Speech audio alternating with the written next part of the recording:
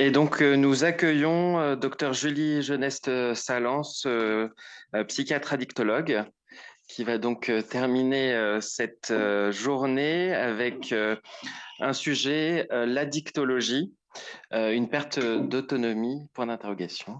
Je vous laisse faire votre présentation. Merci. Merci, bonjour à tous et merci aux organisateurs pour cette journée fort intéressante et avec des sujets divers et variés qui sont passionnants autant les uns que les autres. Je suis désolée, j'ai pas eu le temps de faire un diaporama et j'avais pas de diapo pré-établi sur ce sujet-là dans ma banque de diapos, mais je vais essayer quand même de vous captiver un petit peu en cette dernière intervention de fin de journée. Alors le titre, c'était Addictologie, une perte d'autonomie.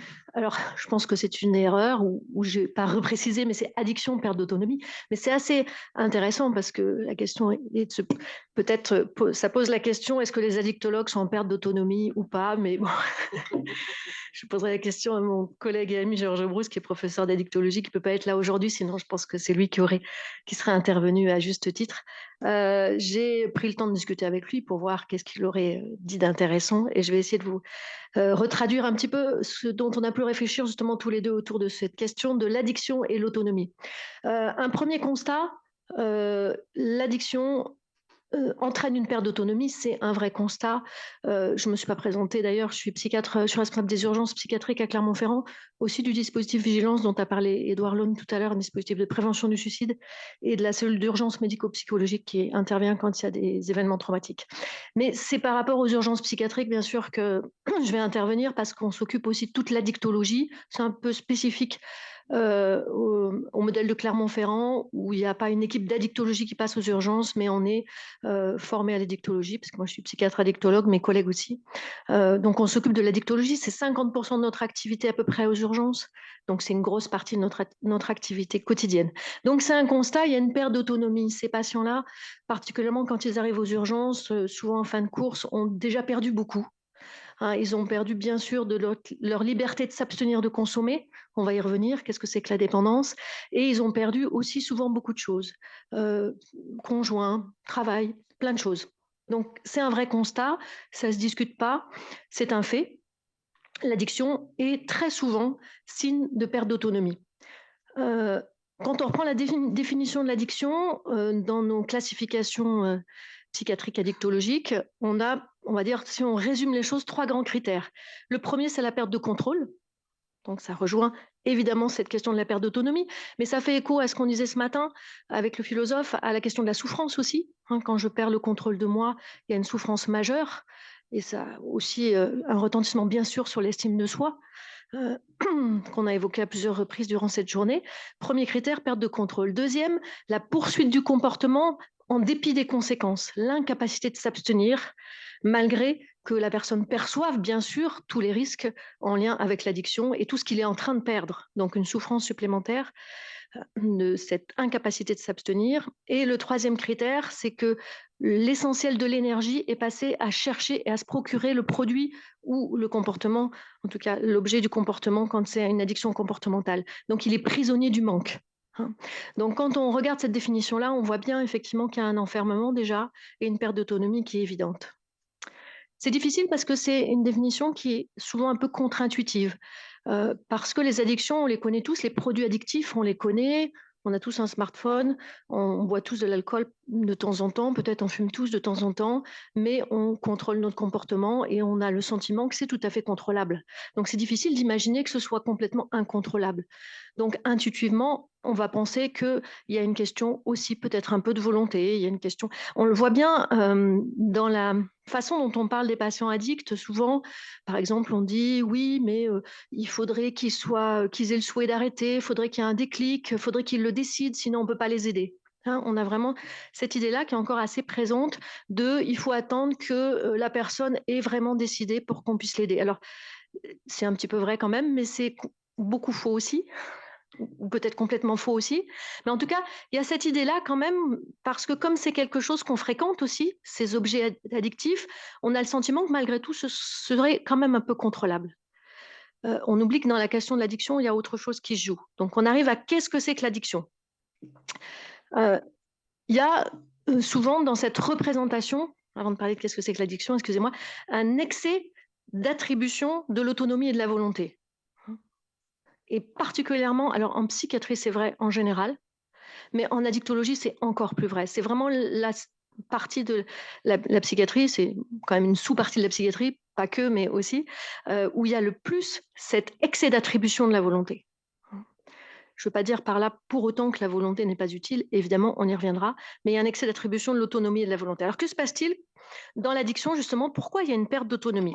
Premièrement, on pourrait dire qu'on a tous une prédisposition à l'addiction, c'est-à-dire qu'on a un cerveau qui est biologiquement motivé par la recherche de récompense. C'est ce qu'on appelle le circuit de la récompense, que les neurobiologistes ont bien étudié. Alors, je ne suis pas du tout neurobiologiste euh, de, de, de compétences, on va dire, mais de, de, de, de ma connaissance neurobiologique, évidemment, un minimum, il y a quand même ce circuit de la récompense qui touche à tout ce qui est dopaminergique, notamment libération de dopamine, qui est ultra sollicité dans les addictions. Ce circuit de la récompense, il existe, qu'on soit addict ou qu'on ne soit pas addict, évidemment. Hein, et on va solliciter notre circuit de la récompense, pardon, avec aussi la notion de plaisir qui vient se rajouter et qui renforce les choses. Qu'est-ce qui se passe dans l'addiction? C'est comme un piratage du système du circuit de la récompense. Le système est entièrement piraté au bénéfice du produit. Le produit fait la mainmise, ou le comportement, quand c'est une addiction comportementale, il y a une emprise en fait du circuit de la récompense par le produit. Et il y a un emballement par le produit. Le système, le circuit est détourné au profit du produit. À partir de là, il y a une automatisation des processus, des comportements et des comportements addicts. Comme tout ce qui est automatique, c'est extrêmement difficile de réfréner un automatisme. On a tous des automatismes, on n'y pense même plus. Réfréner un automatisme, c'est ultra compliqué et ça demande de l'énergie. Et finalement, c'est un soulagement de ne pas réfréner un automatisme. Donc l'addiction, lutter contre l'addiction, ou plutôt l'addiction, c'est finalement un soulagement parce qu'il permet de ne pas réfréner quelque chose qui est devenu automatique. Donc vous voyez que c'est un cercle vicieux vraiment qui s'est installé avec une pente très glissante vers une perte complète d'autonomie et de liberté. Alors moi, j'utilise souvent cette image. Georges l'utilise moins que moi, mais j'utilise souvent cette image pour expliquer aux familles de patients addicts. Je dis, vous savez, c'est comme les pistes de ski quand elles sont pas damées, quand personne n'est passé dessus, on contrôle encore beaucoup les choses. Et puis quand on passe en fin de journée, que tout est verglacé, on contrôle plus rien du tout. Le circuit de la récompense, quand il est piraté, c'est comme des pistes de ski qui sont ultra verglacées, où on contrôle absolument plus rien. Alors on peut dire, mais non, mais d'habitude, quand la neige est fraîche, on contrôle bien, on se fait plaisir. Là, les choses sont complètement différentes. Et le circuit de la récompense, une fois qu'il a été piraté, il est piraté pratiquement à vie. Hein. C'est ce que disent d'une autre manière souvent les groupes néphalistes comme les alcooliques anonymes, hein, alcooliques un jour, alcooliques toujours. Ça ne veut pas dire qu'ils sont fatalistes pour autant, mais c'est qu'ils connaissent effectivement la façon dont le circuit a été piraté et le risque qu'il y a et cette vulnérabilité qui est là. Qu'est-ce qu'on peut dire d'autre pour parler de l'autonomie et de l'addiction? On peut s'intéresser aussi à ce qu'il y a avant l'addiction, souvent. On peut considérer l'addiction comme une stratégie adaptative. Une stratégie adaptative vis-à-vis d'un autre enfermement. Un enfermement dans la maladie psychiatrique, par exemple, dans la dépression, dans un trouble anxieux, de façon d'être enfermé. Un enfermement aussi dans une épreuve de vie, hein, qui nous enferme, dans un enfermement dans une situation familiale complexe, une situation conjugale complexe. Et là, l'addiction vient comme une stratégie adaptative, le meilleur compromis peut-être de ce moment-là, et peut-être le fait de sortir et de se libérer d'un autre enfermement. Donc, il y a quelque part très souvent une quête d'autonomie. Une quête d'autonomie, au moins dans le début de cette consommation d'un produit ou d'un comportement. Et c'est en quelque sorte aussi, de cette façon-là, une tentative de reprise du contrôle sur soi, là où autre chose l'avait enfermé, hein, où la maladie psychique l'avait enfermé, ou la relation conjugale, ou autre chose. Donc, il y a cette quête d'autonomie. Et cette quête d'autonomie, on la retrouve aussi particulièrement dans les addictions aux substances, mais pas que, avec cette éprouvée de liberté que retrouvent les patients à travers la consommation. Il y a aussi, à travers la transgression qu'elle se joue, des fois, hein, notamment tout ce qui est consommation illicite. Transgresser, c'est retrouver de la liberté et quelque part retrouver de l'autonomie. À travers aussi un risque qui est pris. Et ce risque, il peut être vécu aussi comme un dépassement de soi. C'est l'image un peu du phénix, des fois. hein, qui renaît de ses cendres. On a bien évidemment aussi les effets mêmes du produit, hein. Les effets du produit, vous connaissez sans doute quelques produits, ne serait-ce au moins l'alcool. La façon dont l'alcool nous libère de certaines contraintes, de la peur de l'autre, de la peur de la relation avec l'autre, cette limite entre soi et l'autre qui devient de plus en plus floue quand on est alcoolisé. La limite aussi, on repousse les limites du plaisir aussi. On voit ça beaucoup dans le chemsex, qui associe souvent deux addictions, addiction au sexe, addiction aux produits, hein. Donc les limites sont repoussées. Tout est un peu repoussé par les effets même du produit. Donc il y a aussi, et très souvent, une quête de libération. Et c'est le paradoxe justement de l'addiction, c'est qu'il y a une quête de libération, mais en même temps, à travers cette quête de libération, on se réenferme dans une addiction, hein. Si on regarde les choses d'un point de vue plutôt sociologique, on s'aperçoit que là aussi, beaucoup de produits addictifs qui donnent des addictions sont présentés aussi à travers cette quête de liberté. Vous vous souvenez, pour ceux qui sont de ma génération, il y en a beaucoup, le Cowboy Marlboro. On le voit moins maintenant sur les affiches, hein. Quand j'avais 15 ans, il y a des Cowboy Marlboro partout. J'en avais même affiché dans ma chambre. On affichait nos héros de 15 ans et des beaux Cowboy Marlboro. Alors, la liberté, c'est formidable, quoi. On galope à cheval à travers. Voilà, c'était le tabac. Les suffragettes ont été aussi utilisées pour promouvoir certains produits. Donc, il y avait quand même toute cette image de liberté, de quête d'autonomie, pas plus autonome et libre qu'un cow-boy, hein. Il est tout seul et à lui tout seul, il existe. Donc, il y a, d'un point de vue sociétal, il y a aussi tout ce qu'on a véhiculé à travers ces produits. Échapper à la norme, s'émanciper, c'est quand même aussi quelque chose de l'ordre de l'addiction. Le toxicomane, il échappe à la norme, il est marginal, mais pas forcément que dans le mauvais sens du terme. Il a aussi cette liberté, cette autonomie, il s'est émancipé. Donc, il y a ce paradoxe dans les addictions, d'aller chercher dans les addictions une liberté par rapport à autre chose qui nous enfermait, ou un échappement à quelque chose, un échappatoire à quelque chose qui nous enfermait, mais en même temps, l'addiction va nous enfermer dans la dépendance. Donc l'addiction, elle réalise vraiment ses contraires. C'est la fusion des éléments contraires, on pourrait dire ça, hein. L'individu nage dans les éléments contraires. Il y a une quête d'autonomie qui fait perdre l'autonomie. Ce qui est intéressant, c'est qu'on voit aussi que dans les soins sont aussi contraires dans l'addictologie. Je vous disais tout à l'heure, on a une perte d'autonomie qui est évidente, le système de la récompense est emballé et on ne peut pas lui résister. Moi, je donne une autre comparaison aussi souvent pour les familles, pour leur permettre de comprendre ce que c'est que de résister à un verre d'alcool quand on est dépendant, parce qu'on ne s'en rend pas compte quand on n'est pas dépendant. Mais c'est comme si nous, on avait fait une marche en montagne sous une chaleur un peu importante comme on a ces dernières années. On a vidé notre gourde depuis déjà quelques heures. On arrive à la maison, on a ultra soif, on est déshydraté, notre corps réclame de l'eau. On nous présente un verre d'eau et on nous dit il ne faut pas que tu boives. C'est juste pas possible, hein. Et en général, on jette sur le verre d'eau, on l'avale à grosse gorgée, on en prend un deuxième, un troisième, et 3 verres, on les avale à une vitesse incroyable.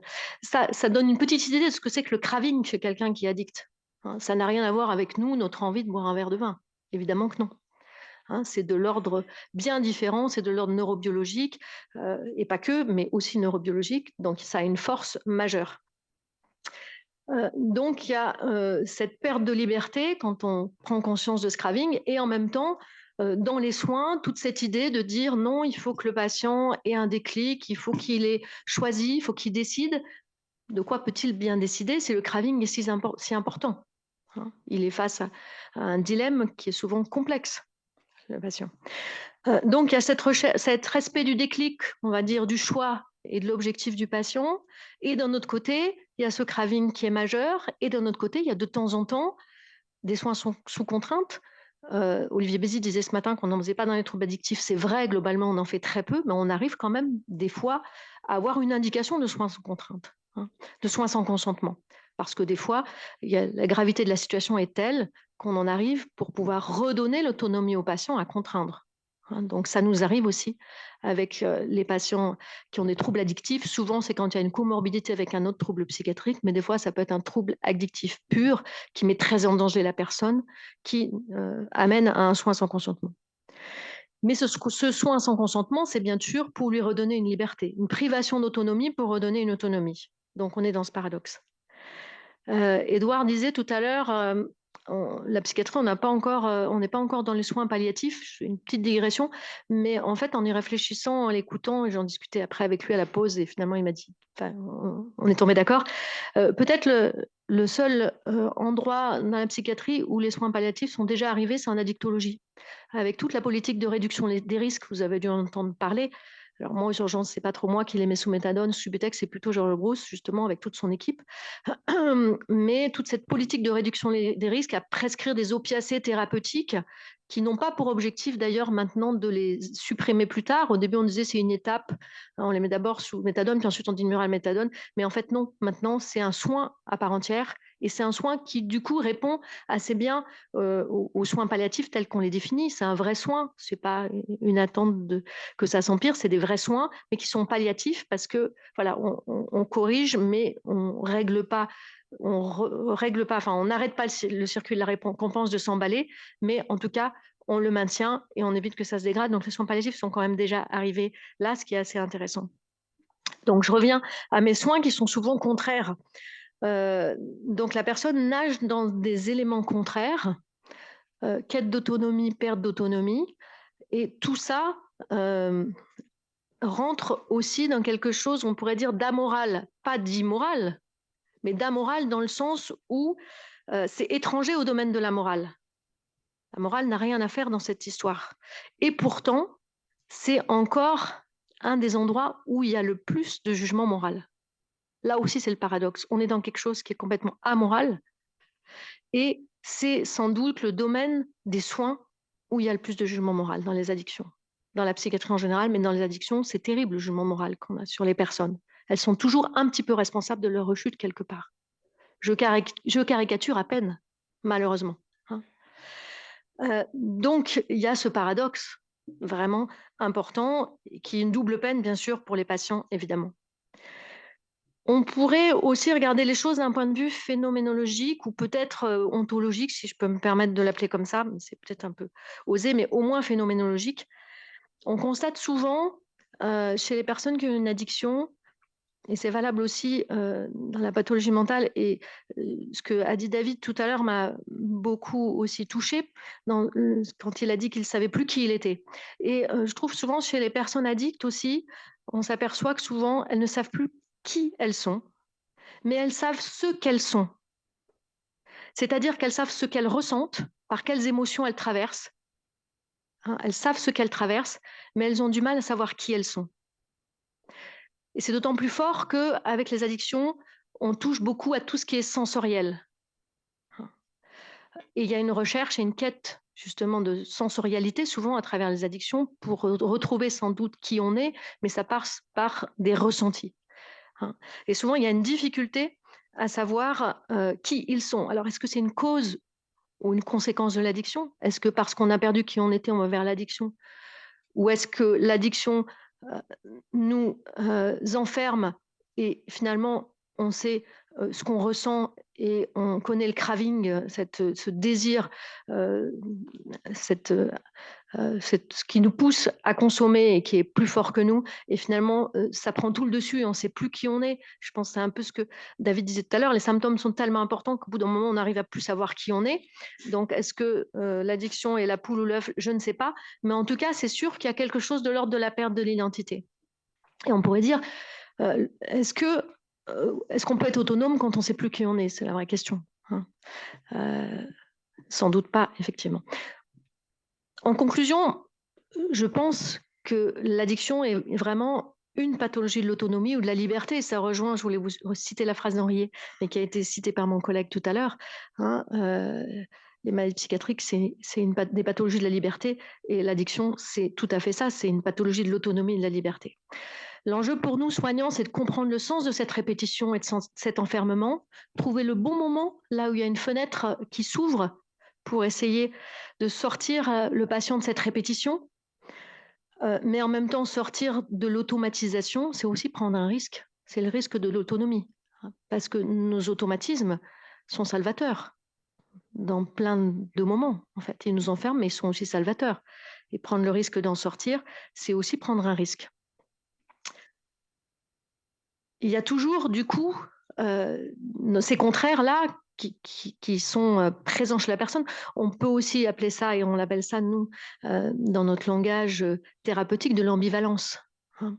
D'où l'enjeu de tout ce qu'on appelle les entretiens motivationnels, qui permettent d'essayer d'appréhender un peu plus finement avec la personne quelle ambivalence elle a, quels sont les côtés qui disent oui, quels sont les côtés qui disent non, et comment ça se balance, et comment à un moment donné les choses peuvent pencher du côté d'une fenêtre pour sortir du cercle vicieux. L'entretien motivationnel, c'est vraiment l'art de travailler là-dessus et d'amener le patient à faire le meilleur compromis pour lui de ce moment-là. Et sans doute, retrouver une autonomie pour lui, c'est l'amener à faire le meilleur compromis pour lui. Peut-être le meilleur compromis à ce moment-là, c'est de continuer de consommer, mais peut-être que c'est le meilleur compromis et il peut retrouver une autonomie et un contrôle dans le fait de choisir le meilleur compromis et pas de le subir. Juste en terminant mon intervention, je voudrais juste préciser, parce que je trouve que souvent, quand on parle d'entretien motivationnel, moi, je pratique beaucoup et j'enseigne beaucoup l'entretien motivationnel, mais souvent, il y a un peu un procès d'intention. Quand on parle d'entretien motivationnel, ça sous-entend que les personnes manquent de motivation et qu'on va leur redonner de la motivation parce qu'elles en manquent. Et je trouve que c'est embêtant. C'est pour ça que je vais vraiment vous le dire, parce qu'on leur fait un procès d'intention. Ces personnes-là, elles ne manquent pas de motivation, évidemment. Aucun malade manque de motivation. Au contraire, ils ont beaucoup plus de motivation que nous.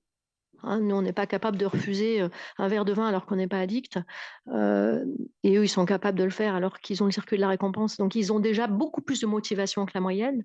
Mais pour compenser ce circuit de la récompense qui est complètement emballé, ce handicap qui les pousse à tomber, il faut encore plus de motivation. Donc, on fait du travail motivationnel, non pas parce qu'ils manquent de motivation, attention, surtout pas, bien au contraire, mais parce qu'ils ont besoin de beaucoup de motivation pour compenser les choses et pour retrouver une autonomie, une capacité de choix et de décider. Voilà ce que je voulais vous dire. Ça nous laisse un peu de temps, je pense, pour discuter. Merci beaucoup.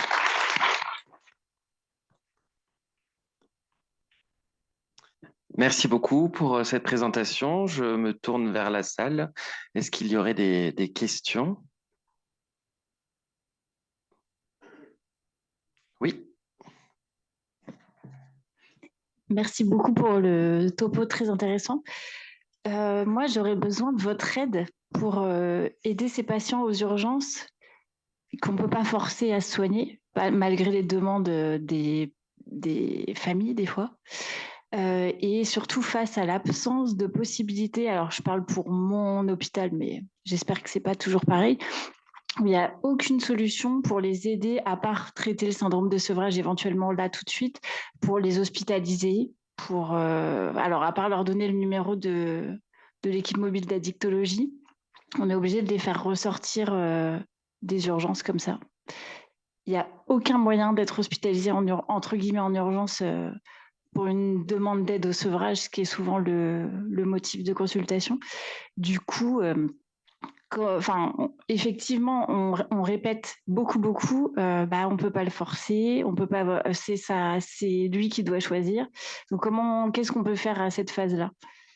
Oui, on répète beaucoup ça parce que ça devient une excuse pour le soignant qui est en difficulté. Des fois, c'est ça aussi, hein, et ça nous arrange des fois.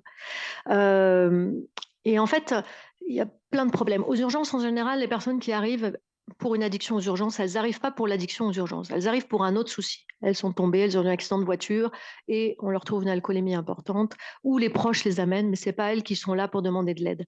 Et souvent, pour elles, elles n'en sont pas encore au stade où elles sont capables de dire qu'elles ont un problème. Ça ne veut pas dire qu'elles ne perçoivent pas qu'elles ont un problème. Elles le savent évidemment, mais elles ne sont pas capables de l'énoncer pour de multiples raisons, parce qu'il y a la honte, la difficulté d'accepter, parce qu'elles ont déjà essayé de contrôler, qu'elles n'y sont pas arrivées, qu'elles ont perdu espoir dans leur capacité de contrôle. Donc, elles n'ont pas de demande. Et la plupart du temps, on leur propose des solutions à un problème qu'elles n'ont pas. On leur propose une consultation alors qu'elles n'en sont pas encore au stade où elles peuvent accepter qu'elles ont un problème. Donc, le travail aux urgences, c'est ce que je dis souvent à mes internes, la seule chose à faire aux urgences, c'est de leur être suffisamment sympathique pour qu'elles aient envie d'aller voir quelqu'un après et pouvoir accepter de dire qu'elles ont peut-être un problème et avancer là-dessus. Donc, c'est ça l'enjeu de l'entretien motivationnel, c'est vraiment juste d'être agréable à la personne, de sortir d'un jugement, de sortir d'une solution à proposer parce qu'il n'y en a pas.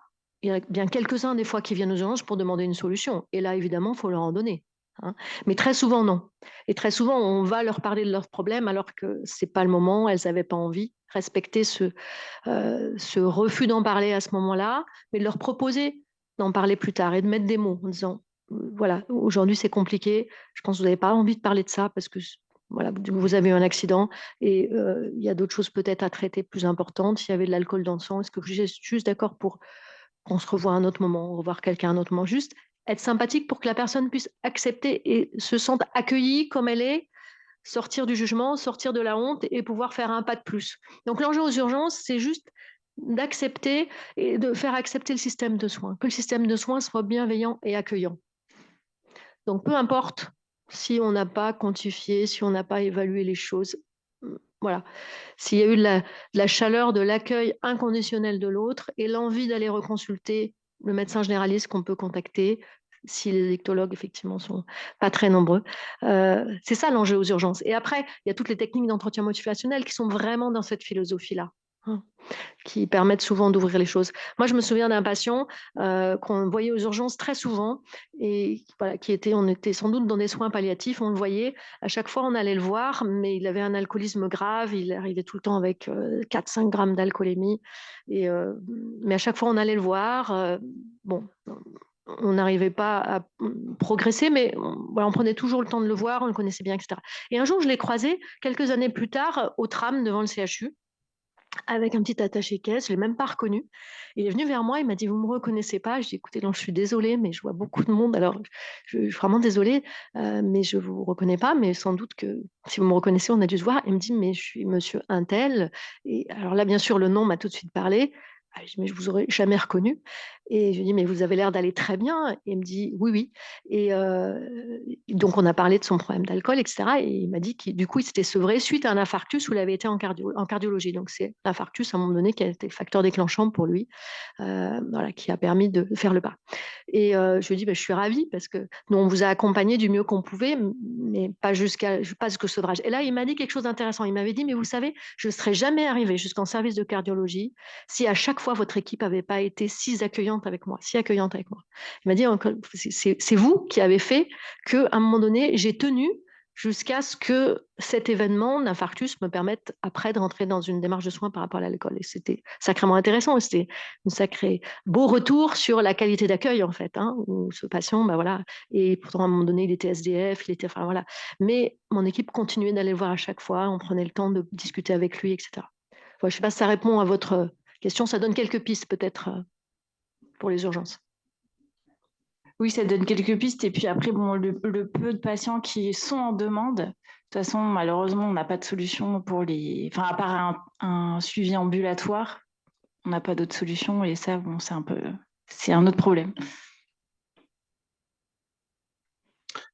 Merci. Est-ce qu'il y a d'autres questions?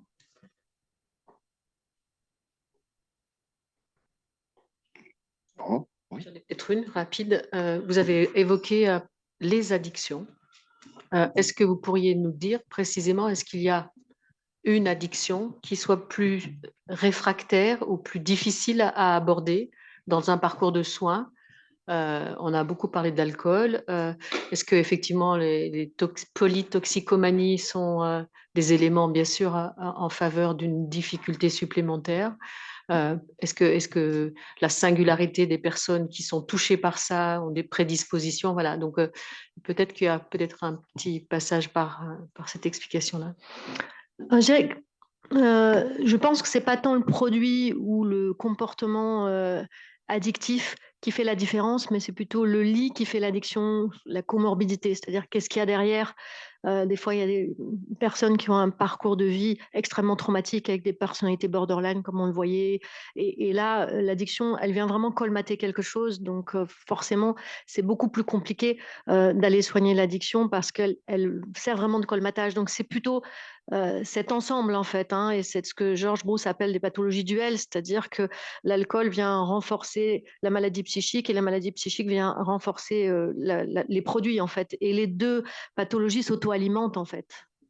Donc c'est plutôt ça qui fait la difficulté, d'où les stratégies que le professeur Bruce justement développe beaucoup dans ce concept de pathologie duelle, de traiter les deux en même temps et vraiment pas scinder les choses parce qu'en fait, l'une et l'autre s'auto-alimentent et si on traite que d'un côté, ça ne marche pas.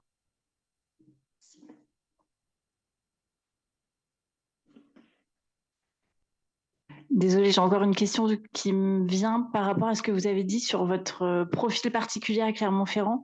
Chez moi, c'est un peu vraiment l'inverse, c'est-à-dire que les psychiatres, ils ne sont pas addictologues et les addictologues, ils ne sont pas psychiatres.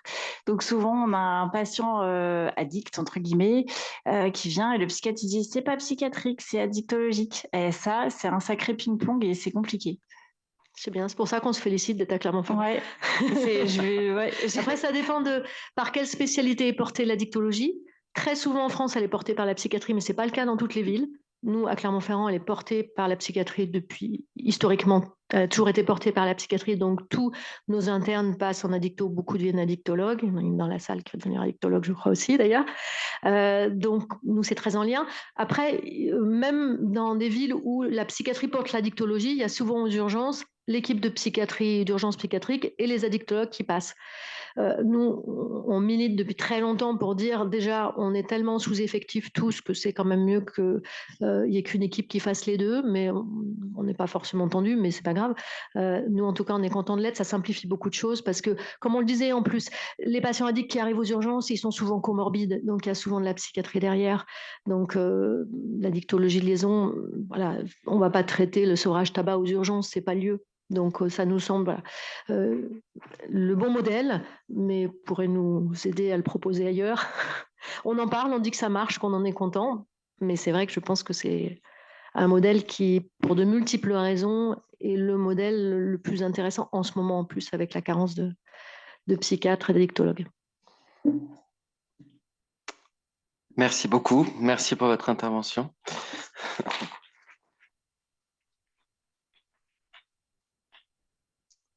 Et donc, je laisse la parole à Jean-Étienne pour quelques mots de conclusion.